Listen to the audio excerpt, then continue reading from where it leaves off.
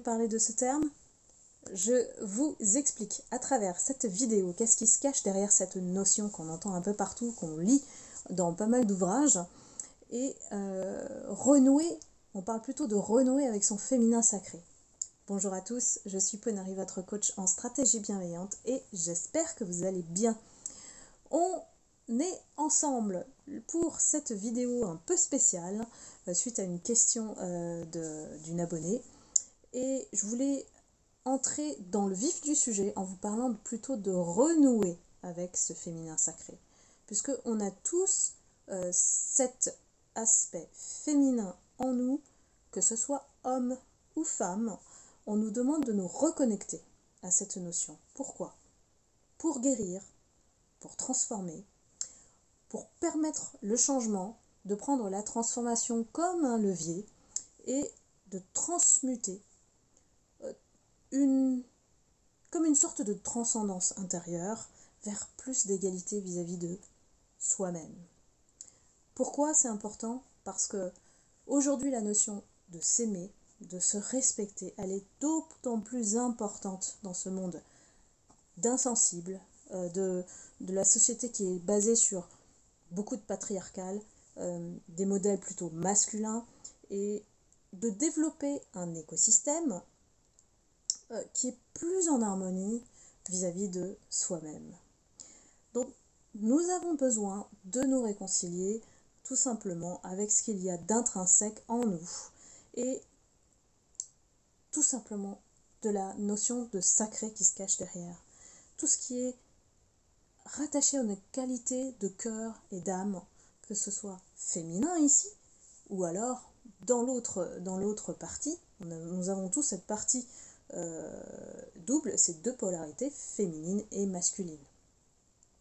Moi je vous raconte un petit peu mon histoire, c'est que au départ, lorsqu'on a des blessures, des traumas, on va plutôt dans un mode de survie. Pourquoi? Parce qu'on a des blessures qui sont activées en fait et qui vivent en nous en permanence quand on est en interaction avec les autres.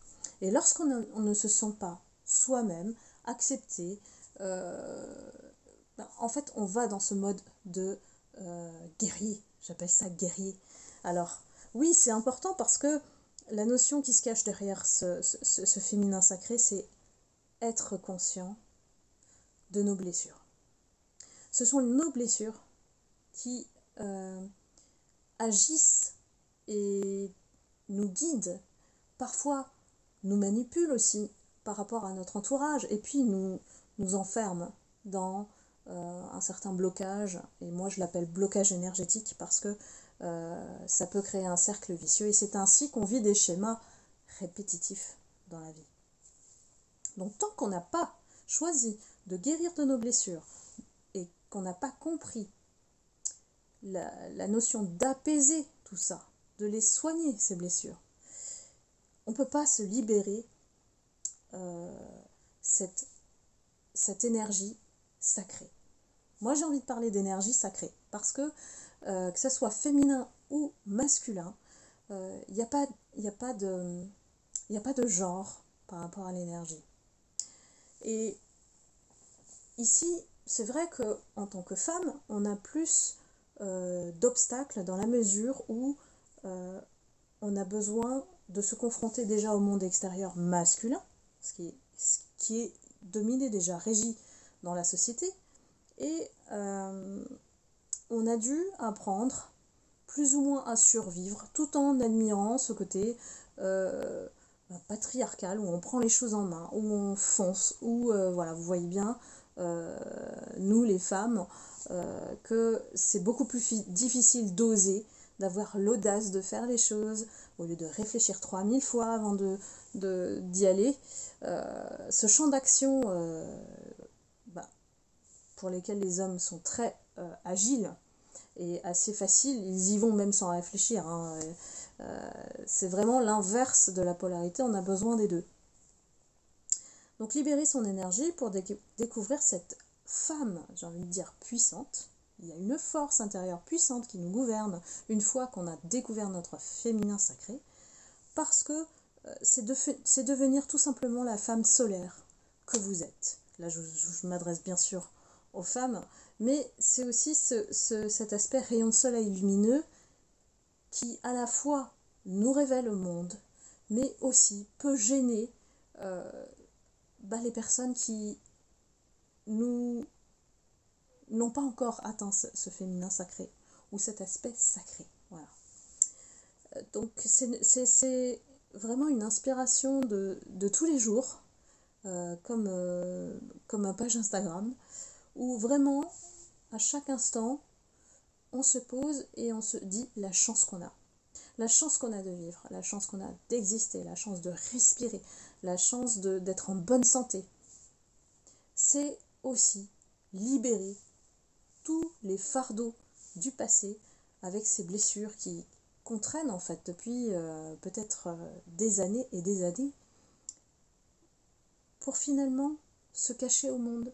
Alors que ce qu'on attend, quand on libère son féminin sacré, c'est justement d'être, d'exister, de s'épanouir, de ne plus être l'instrument de la société et d'être guidé plutôt par ce qui nous inspire, par la sagesse de notre vécu, de ce qu'on a appris, et c'est de faire bouger les lignes et de ne pas avoir peur de faire bouger ces lignes.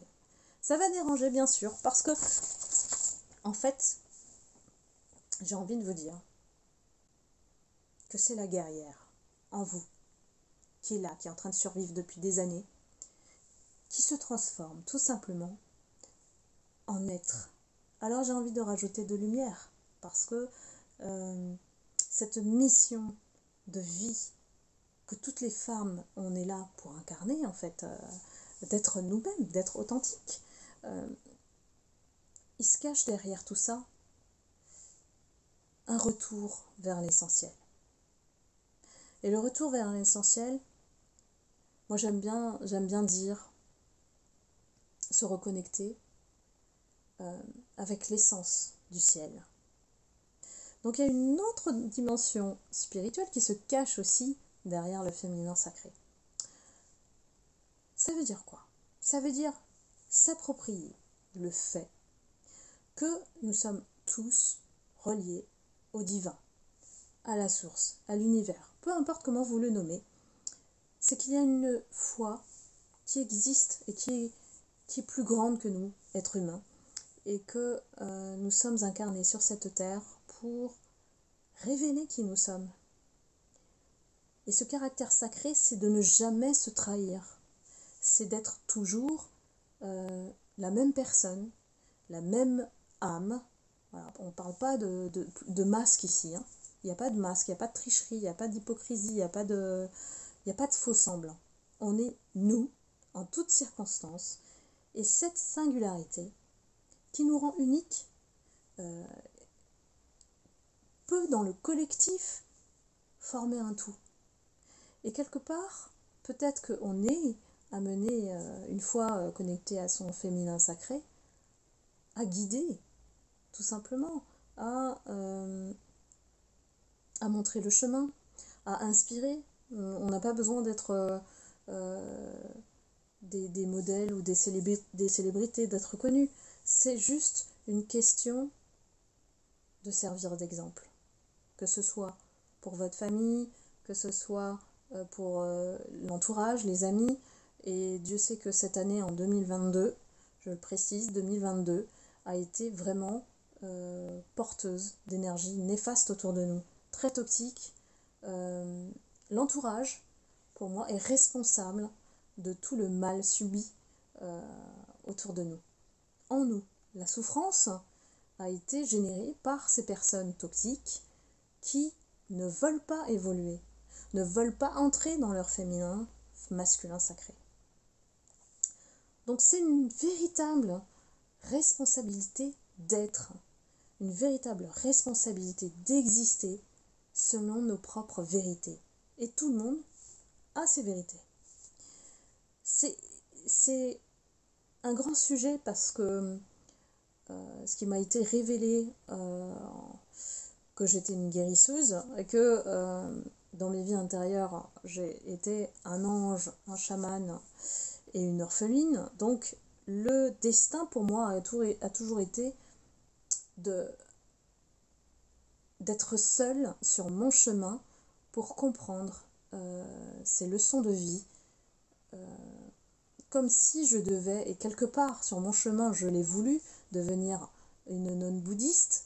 Quelque part c'est que j'ai décollé complètement face au visage inhumain que j'ai dû rencontrer dans mon parcours pour m'élever spirituellement, m'élever dans un nouvel axe de conscience qui aujourd'hui me permet d'exister dans ce monde. Ce caractère sacré, je n'y ai plus renoncé.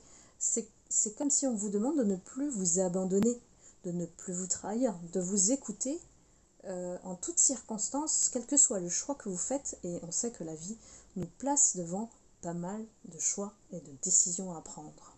Toutes les personnes qui sont indécises, dans l'hésitation, qui font des doubles, triple vies, puisque aujourd'hui il n'y a pas de sujet tabou, en tout cas sur ma chaîne.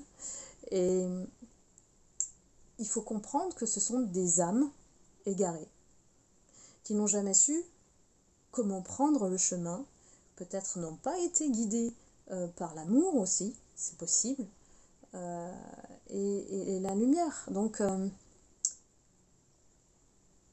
c'est vraiment très profond ce qu'on me dit en canalisation, donc je m'excuse, je suis souvent comme ça, mais c'est parce que je canalise. Ce qu'il faut comprendre, c'est qu'effectivement, sans cette dimension du sacré, sans aller vers cette quête de spiritualité, en donnant du sens à sa vie, en comprenant par des explications spirituelles ce que l'on vit, tout simplement, c'est de donner une explication à notre vécu, nos blessures, pourquoi on l'a vécu de telle manière et pas une autre, pourquoi on a dû épurer un karma au niveau collectif, et je pense que là il y a vraiment un nettoyage cosmique qui est en train de se faire, et qui peut concerner peut-être même 10 ans de karma où des personnes se sont sacrifiées, et au sens sacrifié où je me suis oubliée, j'ai fait ce qu'on m'a demandé de faire. Peut-être que certains d'entre vous ont été amenés à se taire, à ne pas aller devant les conflits, à fuir. Voilà, tout ça, c'est des échappatoires pour ne pas être soi-même finalement. Donc, aujourd'hui, on vous demande, vous, âme sensible, hypersensible, je sais que si on se connecte et si vous me suivez, c'est qu'on a ce point commun d'âme sensible, c'est qu'on vous demande de vous révéler au monde. 2023, c'est l'année pour moi de la révélation. On va vous mettre sur le chemin, en tout cas vos guides vont vous mettre sur le chemin. Il n'est plus question de traîner aujourd'hui. C'est comme si en fait ils sont impatients de voir ce qui vous attend, qui est bien meilleur que ce que vous avez vécu.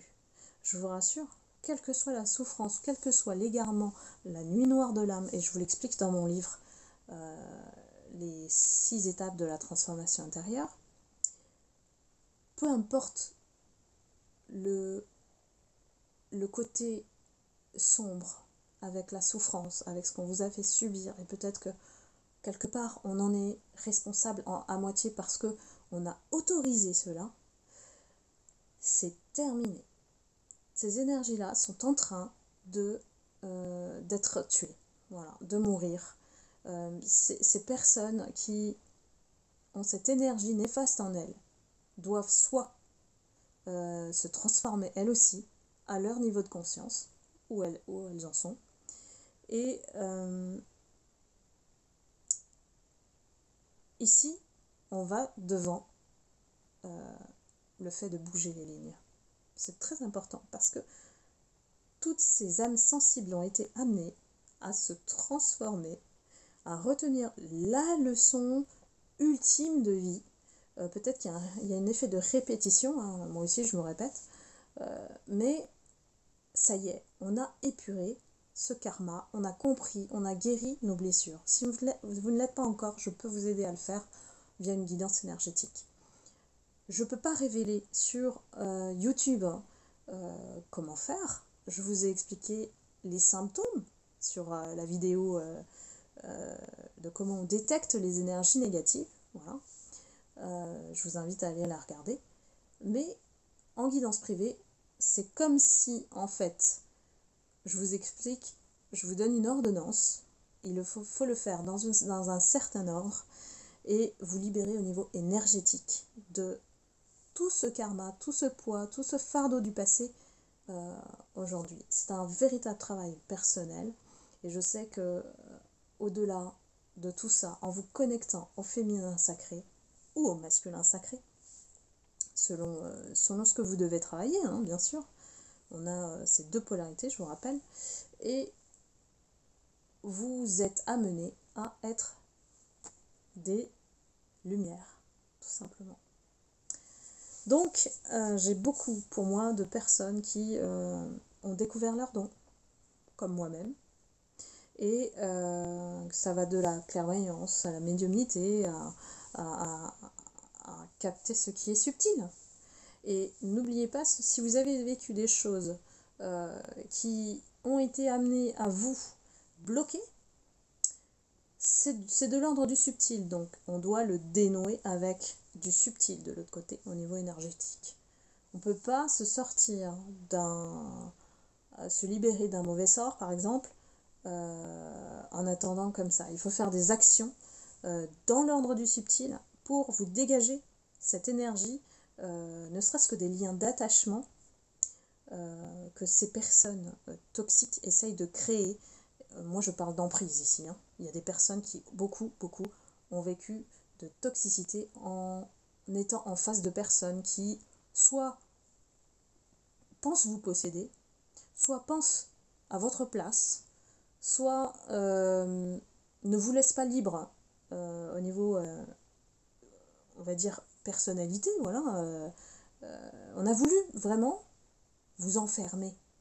Et les âmes sensibles, on ne peut pas enfermer une âme sensible, c'est pas possible.